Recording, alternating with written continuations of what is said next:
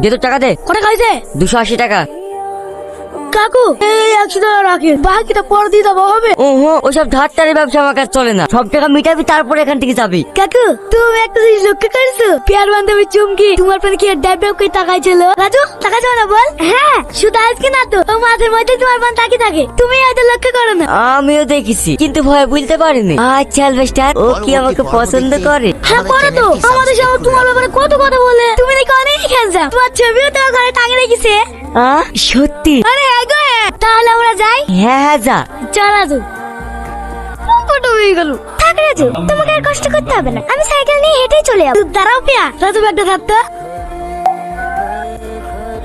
হয়ে গেছে, সাবধানে বাড়ি যাও। Thank you. এইবার তুই অপোজ এক্সপেক্ট করতো বললে হলো প্রিয়া শুধু আমাকে ভালোবাসি, তাই না বলো? দেখো তোমাদের দুজনের মধ্যে যে আমাকে সবথেকে বেশি ভালোবাসবে, আমার সব শখ পূরণ করবে, আমি তাকেই ভালোবাসবো। তাহলে আমাদেরকে কি পরীক্ষা দিতে হবে? তোমাদের দুজনের মধ্যে যে আমাকে সবচেয়ে সুন্দর গিফট দিতে পারবে, আমি তাকেই। ঠিক আছে ঠিক আছে, সব বুঝতে পেরেছি। খাওয়াবে খাও, মজা নিয়ে ঝালবড়া তোমার নিয়ে একবার স্পেশাল করে দিলেছি। কি ব্যাপার বলতো, তুই আমাদেরকে ঝালবড়া এসে খাওয়াচ্ছি? ডাল মে তো কুছ খাওয়া হে। কিছু বলো না ভাবি, আমার ভাবিকে আমি ভালোবেসে কিছু খাওয়াতে পারবো না নাকি?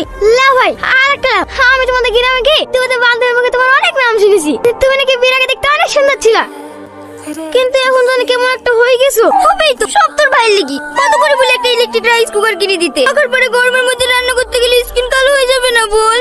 তাই তো তুমি একটা রাইস কুকার কিনতে পারো না? আমার ভাবে এত সুন্দর চেয়ার নষ্ট হয়েছে। ভাবি আমাকে 500 টাকা দাও না। হ্যাঁ আপা পাঠালে তোমাকে দিয়ে দেবো। লে রাজু, একটা গিফট দেখান দাদা। দোকানে একটু নজর রেখো ভাই, আশেপাশে তো ঘোরাঘুরি করছে তো।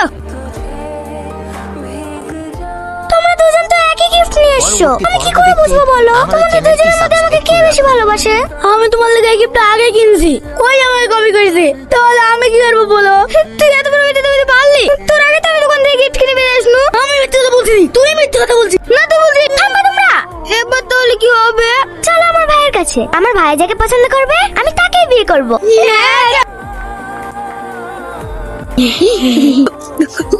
দাদা ওরা চলে এসছে। ভাই আমার তো কোনো বিয়ে বয়স হয়নি, তুই যা। আমার সঙ্গে মানাবে নাকি? আমি মোটা কাটা মানুষ, তুই যা।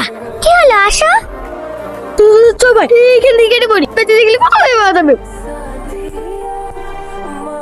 পরবর্তী পর্ব দেখতে আমাদের চ্যানেলটি সাবস্ক্রাইব করে রাখুন আর কমেন্ট করে আপনার মতামত জানাতে ভুলবেন না।